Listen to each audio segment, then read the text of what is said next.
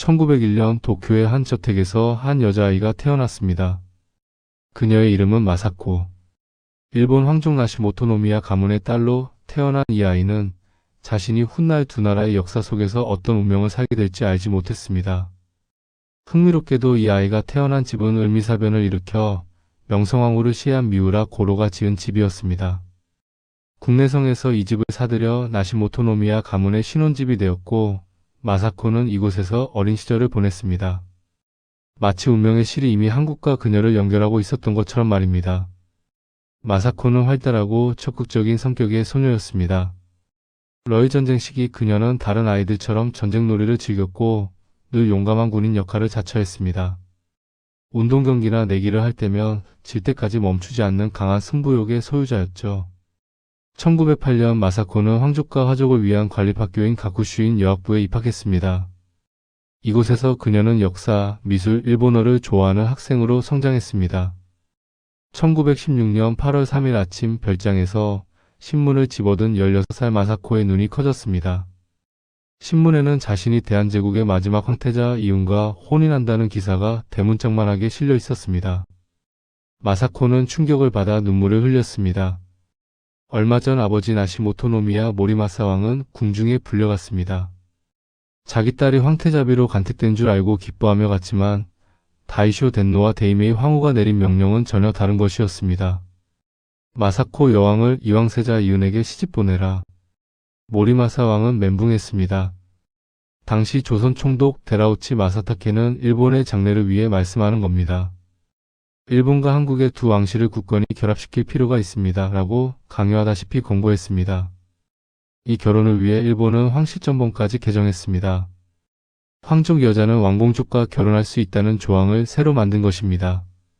그만큼 일본 정부와 황실은 이 결혼에 진지했습니다.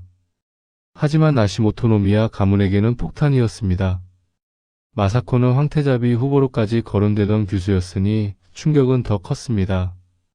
결혼을 대비해 마사코는 방과 후 개인 교사를 불러 조선의 역사와 문화를 배웠습니다. 그녀는 한일관계의 숙명을 어렴풋이 느끼며 하루아침에 황태자에서 왕세자로 떨어진 영친왕의 처지에 대해서도 생각했습니다. 약혼이 정해지기 전에는 아무 관계도 없던 사람이었지만 이제 자신의 약혼자라고 생각하니 무척 슬프게 느꼈다고 회상했습니다. 더 복잡한 문제가 있었습니다. 영친왕에게는 이미 약혼녀가 있었던 것입니다. 1907년 고종황제와 순원왕 기비 엄씨가 11살 영친왕을 민씨 집안의 동갑 처자 민갑왕과 서둘러 약혼시켰습니다. 일본인과 강제 결혼을 할지도 모른다는 우려 때문이었습니다. 그러나 일제는 유학이란 구실로 영친왕을 볼모로 일본에 끌고 갔고 이 약혼을 깨버렸습니다. 일제는 민씨 집안을 핍박했고 황실에 보낸 혼수품을 강탈하기도 했습니다. 민갑왕은 파혼 후 몇 개월 만에 중국 상하이로 반강제 망명을 떠났고 그녀의 아버지 민영도는 화병으로 사망했습니다. 이야기를 들은 마사코는 민갑왕에게 동정심을 느꼈습니다. 그녀의 회고록에서는 이름 대신 민규수라는 호칭으로 자주 언급됩니다. 1916년 12월 8일 납치 의식이 행해졌습니다. 이것은 정식 약혼 의식으로 시가의 어른이 처가의 폐물을 건네는 의식입니다. 그리고 3일 후인 12월 11일 마사코는 양친과 함께 도리사카에서 이윤과 약혼자로서 첫 대면을 했습니다. 이윤은 일본 육군사관학교를 졸업하고 소위 인간되어 근위보병 제2연대에 소속되어 있었기에 일요일만 외출이 가능했습니다. 두 사람은 정식 약혼 후 매주 일요일 만났습니다. 이윤은 말이 없는 사람이었지만 마사코는 키가 작지만 어깨가 넓어 믿음직스러워 보였고 말 한마디나 행동이 온후하고 교양이 깊어 보였다고 회상했습니다. 1919년 1월 25일로 예정된 결혼식을 4일 앞둔 1월 21일 시아버지가 될 고종황제가 갑자기 사망했습니다. 톡살이 의심되는 죽음이었습니다. 영친왕은 급히 조선으로 돌아갔고 결혼식은 내년 봄으로 연기되었습니다. 고종의 죽음을 기폭제로 조선은 3.1 운동으로 떠들썩해졌습니다. 마사코는 매일 악몽을 꾸며 불안에 떨었습니다. 3.1 운동의 여파로 나시 모토노미야 저택에는 밤낮으로 수많은 협박 전화와 전보가 왔습니다. 이윤과의 결혼을 단념하지 않으면 가만두지 않겠다는 내용이었습니다. 1919년 3월 중순 이윤이 조선에서 돌아왔습니다. 아버지 고종이 죽은 뒤 이유는 심리적 의지처를 찾으려 했는지 마사코를 이전보다 자주 찾아왔습니다. 결혼이 1년 뒤로 연기되면서 두 사람은 결혼 전 많은 시간을 함께 보낼 수 있었습니다. 이유는 말이 적은 사람이었지만 마사코에게는 곁에 있는 것만으로도 안심이 되었습니다. 1920년 4월 28일 드디어 결혼식이 치러졌습니다. 3일 동안 파티가 이어졌습니다. 그러나 떠들썩한 3일이 지난 뒤 충격적인 소식이 전해졌습니다. 두 사람이 결혼식 날 탄 의장마차가 도리이사카 언덕을 오를 때 폭탄을 던진 사람이 있었다는 것입니다. 경상도 출신 한국인 유학생 서상일이었습니다. 다행히 폭탄이 터지지 않아 무사했지만 이 사건은 극비에 붙여져 신문에도 보도되지 않았습니다. 이방자는 이미 되돌릴 수 없는 운명에 앞으로 닥치는 모든 것을 받아들일 각오를 하고 있었기에 침착했다고 합니다. 이유는 결혼한 해 일본 육군대학에 입학했습니다. 남편이 출근하고 나면 이방자는 조선인 직원들을 불러 조선의 풍습과 예의를 배웠습니다. 한복 입는 방법도 배우고 연습했으며 파란색 동그라미 무늬가 있는 한복을 입었을 때 이은이 잘 어울린다고 칭찬하자 이방자는 앞으로 자주 한복을 입으리라 결심했습니다. 결혼한 지 얼마 지나지 않아 이방자는 임신했고 1921년 8월 18일 장남 이진이 태어났습니다. 진이라는 이름은 어떤 운명이나 역경 속에서도 밝고 행복하게 살라는 뜻이었습니다. 첫 아이의 재롱을 보며 영친왕과 이방자는 행복해졌습니다. 1922년 4월 생후 7개월 된 이진을 데리고 두 사람은 조선을 방문했습니다. 순종왕제에게 결혼 보고를 하기 위해서였습니다. 이진을 데리고 갈지 두고 갈지 고민이 많았습니다. 어린 아기에게 장거리 여행은 무리였지만 조선 왕실을 잃을 왕자를 두고 가면 무례하고 부도덕한 여자로 오해받을 수 있었기 때문입니다. 4월 28일 두 사람은 조선식 결혼식을 올렸고 이방자는 순종왕제와 덕혜옹주를 처음 만났습니다. 약 2주 동안 세 식구는 편안하게 조선에서 시간을 보냈습니다. 이진 왕자는 아무 탈 없이 귀여움을 받았습니다. 그러나 경성을 떠나기 전날 밤 건강하게 잘 놀던 이진이 갑자기 얼굴이 파랗게 되어 청록색의 젖을 토해내기 시작했습니다. 의사들은 우유를 잘못 먹은 것 같다고 했지만 이방자는 우유가 아닌 다른 음식물을 토하는 것 같았고 이렇게 심하게 아픈 것이 이상했습니다. 1922년 5월 11일 새벽 3시 15분 이진 왕자는 숨을 거두었습니다. 겨우 생후 8개월이었습니다. 이방자는 겨우 생후 7개월 된 아기가 죽어야 한다는 말인가? 내가 일본 여자라고 해서 그래서 우리 아들을 죽여야 한다면 왜 나를 죽이지 않았는가 하고 세상을 원망했습니다. 당시 그녀의 나이는 고작 21살이었습니다. 이방자는 작은 이진의 몸을 부둥켜 안고 한없이 통곡했습니다. 체면도 신분도 따질 겨를 없이 미친 상태가 되어 울고 또 울었습니다. 조선 풍습상 어린아이가 죽으면 장례를 치르지 않았지만 순종은 특별히 장례식을 치르도록 배려했고 5월 17일에 이진의 장례식을 치렀습니다. 청량리의 통릉 자리에 있는 숭인원에 이진의 무덤이 들어섰습니다. 할머니 순원왕 기비 엄씨의 묘인 영의원 옆이었습니다. 영친왕과 이방자는 장례식 다음날 일본으로 돌아왔습니다. 이방자는 하루에도 몇 번씩 이진을 생각하며 눈물을 흘렸습니다. 날이 밝으면 화창한 날에 꽃도 새소리도 못 듣고 흙에 눌려있는 아기가 불쌍했고 비가 오면 빗물에 젖어도 움직일 수 없는 어린 아들이 가엾었습니다. 그녀는 불경을 베꼈으며 마음을 진정시키려 노력했습니다. 1923년 봄 이방자는 다시 임신했지만 금방 유산되었습니다. 이진의 죽음이 너무 충격적이어서 마음이 불안했기 때문이었습니다. 그녀는 행복이 주어졌다가 빼앗기는 운명의 희롱을 절실하게 깨달으며 무기력해져 갔습니다. 1923년 9월 1일 관동 대지진이 일어났습니다. 영친왕과 이방자가 막 점심을 먹으려던 순간이었습니다. 집이 부서질 듯 흔들렸고 두 사람은 손을 잡고 정원의 큰 오동나무 밑으로 뛰어갔습니다. 땅이 상하좌우로 요동쳤고 두 사람은 수없이 넘어지며 신발도 신지 못한 채 겨우 나무 밑에 도착했습니다. 사방에서 화재가 일어나 도쿄 시내를 뒤덮었습니다. 두 사람은 친정 나시 모토노미야 저택으로 피신해온 가족이 밤을 새웠습니다. 다음 날부터 화재 진압이 시작되었지만 도쿄의 태반이 잿더미가 되었고 수만 명이 불에 타 죽었습니다. 그런데 충격적인 소식이 전해졌습니다. 한국인들이 곳곳에서 학살당하고 있다는 것이었습니다. 조선인이 우물에 독을 풀었다는 등의 유언비어가 삽시간에 퍼졌습니다. 집과 가족을 잃어 미친 일본인들은 조선인을 죽이려고 떼를 지어 몰려다녔습니다. 조선인 유학생과 노동자 수천 명이 비참하게 학살당했습니다. 영친왕도 조선인이었기에 두 사람은 집을 버리고 국내성 제2대기실 앞 텐트에서 일주일 동안 피신해야 했습니다. 영친왕은 일주일 내내 눈물을 글썽이며 괴로워했습니다. 이방자는 영친왕의 얼굴을 똑바로 쳐다볼 수가 없었습니다. 자신도 일본인이므로 이 모든 일이 자신의 잘못인 것만 같았습니다. 그녀는 일본과 조선 사이에 도저히 메울 수 없는 깊은 도랑이 가로놓여 있음을 절실히 느꼈습니다. 나중에 밝혀진 사실이지만 일본 정부는 혁명을 두려워해 민중의 심리를 다른 곳으로 돌리기 위해 조선인들을 공공의 적으로 만들었습니다. 일주일이 지나자 일본 정부는 이것이 유언비어임을 공식 발표하여 학살을 중지시켰습니다. 이방자는 지진으로 무너진 집의 뒤처리를 하며 바쁜 날을 보냈지만 마음은 무거웠습니다. 모든 것이 싫고 무의미하고 절망되고 무기력했습니다. 그녀는 생각했습니다. 일본인들의 잔인한 행위는 무엇인가? 전하와 내가 결혼함으로써 한일 관계를 위한다는 말은 거짓이 아닌가? 우리의 결혼이 무슨 의미가 있나? 나의 아들 진의 죽음조차 이제는 아무 가치가 없게 되었구나. 1925년 정월 덕혜옹주의 일본행이 결정되었습니다. 순종 황제는 반대했지만 실권 없는 그의 말이 통할 리 없었습니다. 덕혜옹주는 3월 30일 오전 도쿄역에 도착했습니다. 이방자가 옹주를 마중했을 때 깜짝 놀랐습니다. 순진하게 웃던 옹주는 피로에 지쳐 흐려져 있고 얼굴도 무척 수척해져 있었습니다. 이방자가 말을 걸어도 옹주는 아무 대답도 하지 않고 미소조차 짓지 않았습니다. 이방자는 덕혜옹주를 어머니 같은 애정으로 돌보려 했습니다. 며칠 동안 옹주와 나란히 누워 얘기를 하고 옹주가 잠드는 것을 지켜봤습니다. 순진한 얼굴로 잠드는 옹주를 보며 눈물이 났습니다.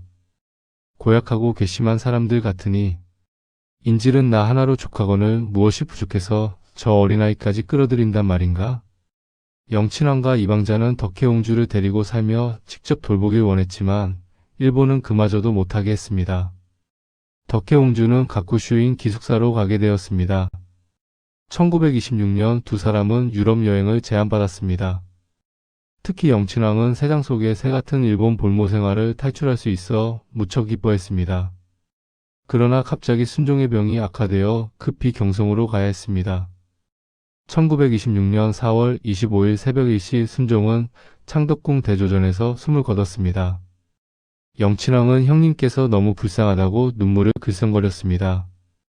이방자도 일본에 의해 어머니가 살해당하고 권력을 빼앗기며 나라가 망하고 독이 든 홍차를 마셔 평생 병약한 몸으로 살아야 했던 순종이 가엾어서 눈물을 흘렸습니다. 그러나 순종보다 더 외로운 인생을 보내야 하는 사람이 있었습니다. 바로 순정효왕후 윤씨였습니다. 순정효왕후는 순종의 죽음 후 서쪽 방에 들어가 머리를 풀어헤치고 크게 통곡했습니다. 옛 관습에 따라 그녀는 앞으로 수십일 동안 밖에 나가지도 못하고 세수나 빗질도 하지 못한 채 미움만 먹으며 죽은 남편만을 애도해야 했습니다. 13살에 20살이나 연상인 남편과 결혼해 약 20년 동안 구중궁궐에 갇혀 1년에 한두 번 비원 산책이 유일한 외출이었던 순정효왕후. 순종은 자식을 가질 수 없는 몸이었으니 얼마나 척척한 세월이었을까요? 이제 33살에 홀로 평생 구중궁궐에 갇혀 사는 슬프고 외로운 인생만이 남았습니다. 만약 영친왕이 조선의 황제가 된다면 이방자 역시 그런 삶을 살아야 한다고 생각하니 숨이 턱 막히는 듯 했습니다. 같은 여인으로서 순정효왕후가 너무 불쌍해서 이방자는 눈물만 흘렸습니다. 이진이 죽은 지 정확히 10년이 되던 해 1931년 12월 29일 차남 이구가 태어났습니다. 차남이긴 하지만 사실상 외아들로서 이왕 이윤의 이왕세자가 되었습니다. 이방자는 다시 어머니가 되었습니다. 이진을 잃은 슬픔은 여전했지만 이구의 탄생은 새로운 희망이었습니다. 그녀는 이번에는 절대 아이를 잃지 않으리라 다짐했습니다. 1945년 한반도는 광복이 되었습니다. 이방자는 영친왕을 따라 호적상 제일 한국인이 되었습니다. 1947년 5월 3일 일본국 헌법 시행과 함께 왕공족 제도가 폐지되면서 그 지위를 잃었습니다. 친정 나심 오토노미아 일가의 도움으로 어렵게 살아가야 했습니다. 1948년 남한에 한국 정부가 수립되자 영친왕은 귀국과 국적 취득을 타진했습니다. 그러나 이승만 정부는 그들이 일본 황족으로 살아왔기 때문에 일본으로 기여한 것이라 주장하며 한국 국적을 인정하지 않았습니다. 또한 일본 아카사카 저택을 한국 재산이니 주일 대표부 공간으로 내놓으라며 압박했습니다. 부부는 일종의 무국적 상태로 살아가게 되었습니다. 경제적 어려움으로 아카사카의 대저택은 참의원 의장 공간으로 되어 있고 별장도 매각했습니다. 1950년 일본을 방문한 이승만을 만나 국적 취득과 귀국을 논의했을 때도 냉담한 반응이었습니다. 카튼의 차남 이구가 미국 MIT로 유학을 떠나기 위해 여권 발급을 요청했지만 이승만은 그것도 허락하지 않았습니다. 대신 일본 정부가 발행한 임시 여권으로 미국을 오갔습니다. 아카사카의 대저택은 결국 세이브 그룹 창업자에게 팔려 1955년 그 자리에 그랜드 프린스 호텔이 들어섰습니다. 1954년 대한민국에서 구황실재산 처리법이 제정되어 대한제국 황실의 재산을 모두 국유화했지만 영친왕 이유는 거기서도 제외되었습니다. 쇼와 덴노 히로히토가 특별히 어용금 10만엔을 매달 주었다고 합니다. 결국 남편 영친왕과 함께 1960년에 일본으로 귀화하여 국적을 얻었습니다. 이방자 입장에서는 일본 국적 회복이었습니다. 1960년대 들어 이승만 정부가 4.19 혁명으로 물러나고 박정희가 5.16 군사정변을 일으켰습니다. 김문환 기자의 부탁을 받은 박정희 정부는 영친왕 내외와 덕혜옹주의 상황을 살피게 되었고 두 사람의 치료비를 지원해주기로 결정했습니다. 1963년 드디어 이방자 여사는 국적 회복을 통해 대한민국 국적을 얻었습니다. 남편 영친왕과 함께 한국에서 살게 된 것입니다. 한국에서는 창덕궁 낙선제에 기거하면서 윤영수 여사의 지원을 받으며 복지단체 자행회를 설립했습니다. 이방자 여사는 수원시 자해학교, 사회복지법인 명의원, 안산시 명예학교 같은 각종 특수학교를 세우는 등 많은 사회봉사활동을 펼쳤습니다. 명의원은 영친왕의 아오 명의를 따서 지은 이름이었고 명예학교는 명의원의 명자의 이방자 여사의 아오 가해에서 해자를 딴 이름이었습니다. 노후에는 자개 공작을 배우고 스스로 만든 장신구 등을 팔며 노동의 즐거움과 스스로 삶을 영위할 돈을 번다는 것에 큰 기쁨을 느꼈다고 합니다. 1965년 3월 쇼와 덴노를 예방한 이동원 당시 외무부 장관과 40여 분간 대화를 나눈 쇼와 덴노는 배웅하면서 리 마사코에게 안부 전해달라는 부탁을 했다고 합니다. 동갑내기 먼 친척이자 어린 시절 같은 학교를 다녔던 두 사람의 인연은 그렇게 이어졌습니다. 투병을 하면서도 말년까지 자선활동에 힘쓰던 이방자 여사. 1989년 1월 7일 사촌 제부이자 동갑내기였던 쇼와 덴노가 세상을 떠났습니다. 그로부터 3개월여 후인 4월 21일 시누이 덕혜옹주가 세상을 떠났습니다. 주변인들은 이방자 여사에게 덕혜옹주의 사망 소식을 알리지 않았습니다. 행여나 병세가 악화될까 염려해서였습니다. 1989년 4월 30일 향년 87세를 일기로 이방자 여사는 창덕궁 낙선제에서 정맥류로 타계했습니다. 덕혜옹주가 세상을 떠난 지 9일 후였습니다. 장례는 9일장으로 치러졌고 사후 이방자 여사는 남편 영친왕이 안장된 영원에 합장되었습니다.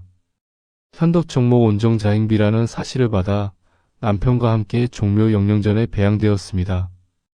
묘하게도 이때까지 영령전의 제실 공간은 딱 영친왕과 이방자 여사가 배양될 공간만 비어 있었다고 합니다. 장례식 때는 쇼와 덴노의 막내 동생 미카사 노미야 다카이토 친왕과 유리코 비부부가 비공식 방안에서 식에 참석했습니다. 고준 황후의 사촌 언니이자 반개 황족이었던 마사코에 대한 예우였습니다. 사망하기 전 투병 생활을 할 때 이런 일화가 있었습니다. 한국 주재 일본인 기업가들의 부인들이 병문안에 왔을 때 그들이 어떤 요리를 해드리면 좋을까요? 라고 물었습니다. 이방자 여사는 어렸을 때 먹었던 이런 요리들이 참 맛있었지요 라고 답했습니다.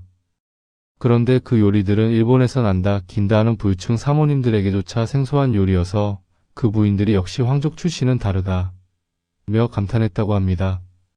평민이 된 지 40년이 넘었지만 그녀의 어린 시절 기억 속에는 황족으로서의 삶이 여전히 생생했던 것입니다. 2005년 7월 차남 이구 역시 자녀 없이 사망함으로써 이방자의 직계는 그대로 끊겼습니다. 이방자 여사의 삶은 한편의 드라마였습니다. 일본 황족으로 태어나 16살의 신문으로 정략 결혼 소식을 알게 된 소녀. 조선의 마지막 황태자비가 되어 두 나라 사이에서 평생을 살았던 여인. 그녀는 자신의 의지와 상관없이 정해진 결혼을 받아들였습니다.